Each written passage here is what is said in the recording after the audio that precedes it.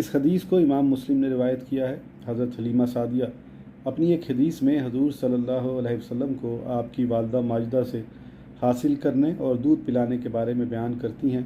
उसका मुकम्मल बयान हदीस में यूँ है। हज़रत हलीमा कहती हैं कि आप और आपके भाई घर के पिछवाड़े में खेल रहे थे और हमारे मवेशी चरा रहे थे, जबकि अचानक उनका रज़ाई भाई हमारी तरफ दौड़ता हुआ आया और मुझसे और अपने बाप से कहने लगा, मेरे कुरैशी भाई की मदद को पहुंचिए, उनके पास 2 आदमी आए हैं। उन्होंने आते ही उनको लिटा दिया है, उनका पेट चाक कर दिया है।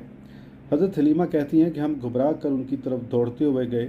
जब उनके पास पहुंचे तो क्या देखते हैं कि वो खड़े हैं और उनका रंग मुतगय्यर हो चुका है। उनके बाप ने उनको गले से लगा लिया। फिर मैं भी उनसे हमकिनार हुई। हमने कहा, है बेटे आपको क्या हुआ? फरमाया, मेरे पास 2 आदमी आए जिन्होंने सफ़ेद रंग के कपड़े ज़ेब तन किए हुए थे। उन्होंने आते ही मुझे लिटा दिया, मेरा